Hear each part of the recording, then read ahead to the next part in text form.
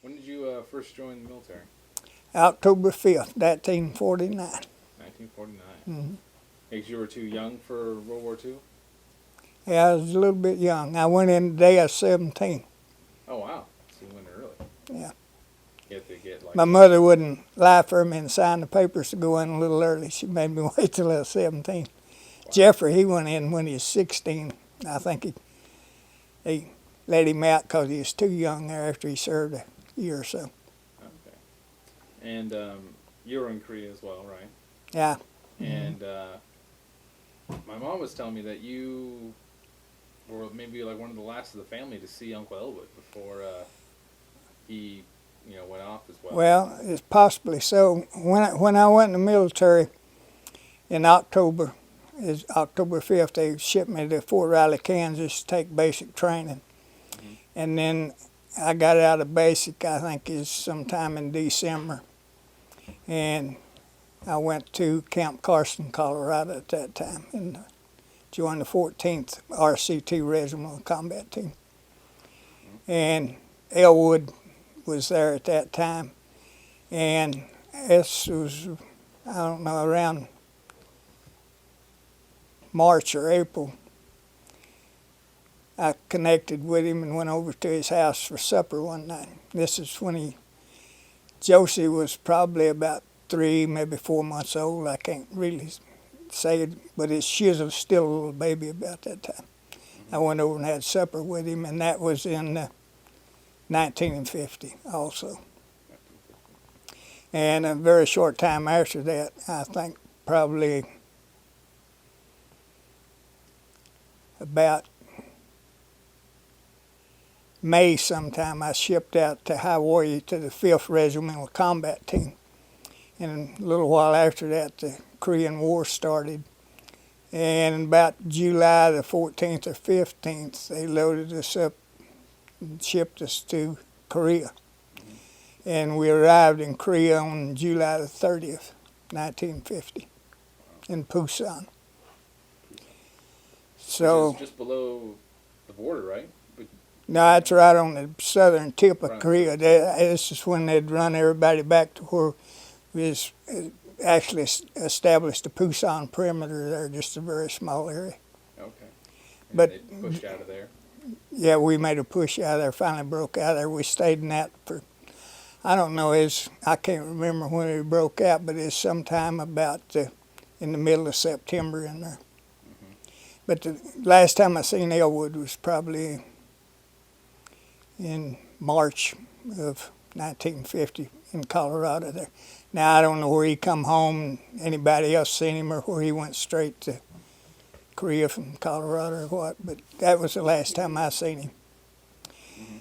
So it's possible he come home on leave and somebody here may see him. So I'm not necessarily the last one that talked to him. Mm-hmm. Could be, but not, I don't know. And what unit or regiment were you in? In the 5th Regimental Combat Team is a Hawaiian unit. Okay. I don't know, I'd say it consisted of probably about 80% of Hawaiian Mm-hmm. soldiers. Okay. And it was an infantry unit. And we was attached to several different units in Korea. The first unit was attached to was the 1st Cavalry Division, I believe. And that was around in Mason, Korea there, kind of on the, it'd be on the western tip of it a little bit. We stayed there for, I guess, a couple weeks. And then somewhere about September the 15th, we moved over in the Busan perimeter up close to Wigwam, Korea. And we was attached to the 1st Cavalry Division at that time. The 5th Regimental Combat Team was attached to several different units. We was what they called a bastard outfit. So we'd get attached to one division for a while, and then we'd go to another and then move to another. And they attached us to the Cav there. And the 5th Regimental Combat Team actually captured Wigwam along with, I believe, probably the 5th Cavalry Regiment was also there. I know we was attached to 1st Cavalry Division, but I believe the 5th Cavalry Regiment also was in on taking the wigwam. And that was probably one of the tougher fights we ever had, was taking Hill 268 there at Wigwam, breaking out of that perimeter. And then we broke out of that and crossed the Nagtong River. We didn't have too awful many people left out of the unit there. We were real short-handed. But I think we took about a 1-day break or so after we crossed the river, and then we started tacking, moving north. And somewhere up in there about Kumchan, I think it was. I was a machine gunner at that time through all this period. I got shot operating a machine gun, me and my assistant gunner both. And so then I got shipped back to Pusan, and I stayed on the hospital ship repos for, I think, approximately pretty close to 2 weeks, and then they shipped me to Japan. Back to another field hospital? Yeah. I can't remember the name of it now. I think Were you on a I don't have any idea what the number of it was now. Were you on a 30 cal or a 50 cal machine gun? Light 30. Oh, light 30. Mm-hmm. So it didn't have the what is it, the water cooled barrel? That they No, used it was air cooled. It was a 19A4 type model. Wow. And I was a gunner on it, and I had an assistant gunner. And I had it sitting on the top of a grave there, and we was attacked and trying to take these little rolling hills. And somehow a squad of them flanked us on the left. I guess we was mainly interested in what was taking place in front of us, but the guys on the left got around on the left of us, and at one rifleman shot, and it hit me in the heel and my foot. And the assistant gunner was laying on the right side of me, and it hit him in the ankle. So he got both of us one shot, really. Wow. And I got up and went over the hill a little bit. He stayed there for the medics to doctor him up. But I could hobble a little better than he could, because it got up in his ankle and it hit the heel on my foot. And so I went back over the ridge line, behind the ridge line, and got doctored up there. But he stayed there and got doctored up, and at the same time, they bounced about 3 of them burp gun bullets off his helmet. That's about all that saved him while he was getting doctored up. Wow. But they put him back over the hill with us, and then they evacuated us on a litter jeep that evening late there. Okay. And we was going through the artillery position there, and they was receiving incoming fire. And they was bouncing around pretty close to that old jeep, and I thought, damn, they gonna get me yet before I get out of here. But then we moved on back, and it ended up down on the hospital ship there. I don't know whatever happened to him. Best I remember, his name was Espinoza. He was an assistant gunner. Okay. Did you go back in after you were wounded, or Yeah, patched up and after I was wounded, while I was in the hospital, they made that Incheon landing there. Okay. And then I went back in. I went back in about Incheon and moved back up and got in contact with my old company. I was in K Company of the 5th RCT, 1st Platoon. And then I was in the weapons squad in the 4th Platoon. And then I run my machine gun some more. Got back on it. And somewhere up the line there, I don't know what the deal was, but or how it happened. Anyway, I ended up being the company commander's radio man, carrying a SR-300 radio. So backpack radios, right? Yeah, it's backpack. Heavy things. Heavy. Yeah. Right. But I operated that for the rest of the time. And then we advanced on up through North Korea there. Went up, I guess it'd be the west side, because we went through Pyongyang. And after we went through Pyongyang, we kind of bared more to the center of the Korean Peninsula and went on up. And we got, I don't know, it's pretty close to a river up there. It wasn't a yellow, but it's another one, I think. Anyway, in around November the 18th, I think it was, a Chinese intervened in. And we lost the hill there that we had taken. And we moved to the left then over to a town is Anju. Sin Anju, still north of Anju, best I remember. Mm-hmm. And we covered the retreat out of North Korea there.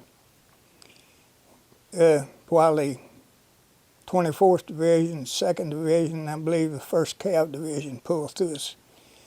The company that I was with held the bridgehead there at Anju.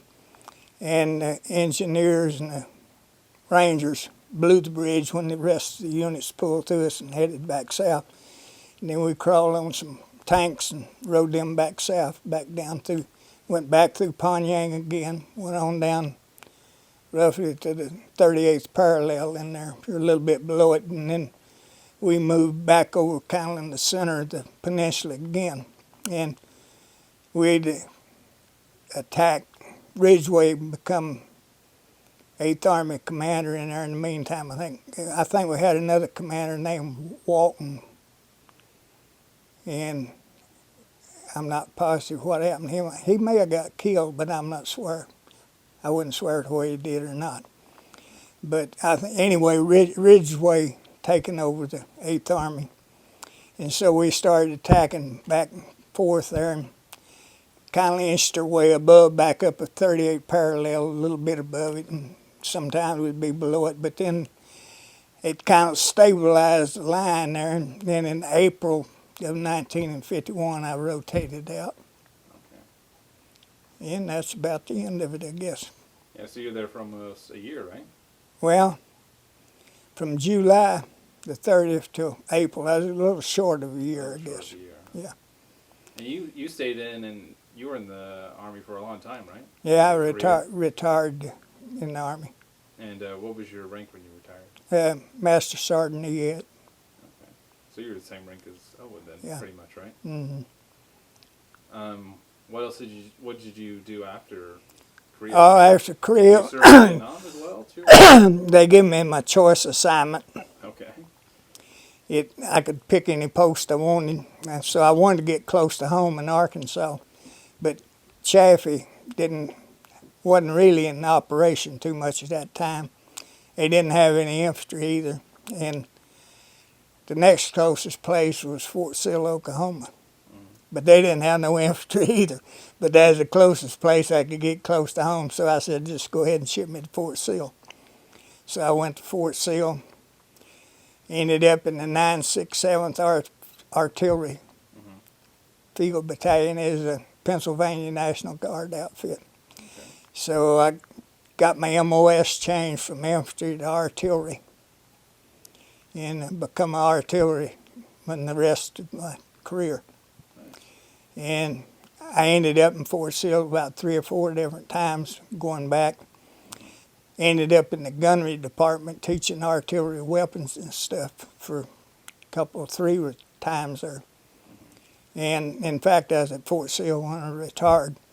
But in the meantime, I went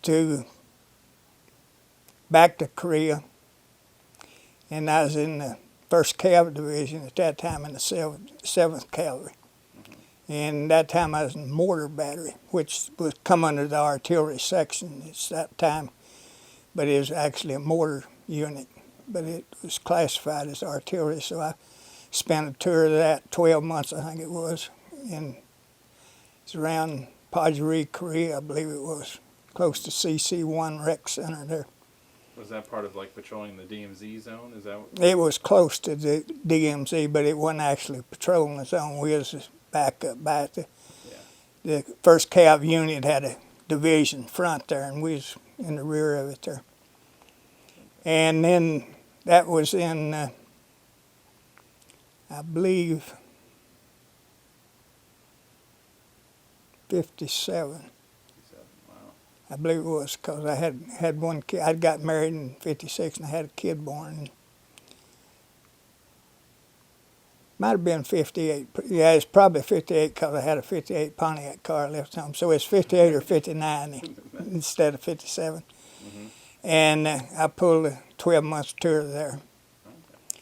Went back to the States. And then I went to Germany.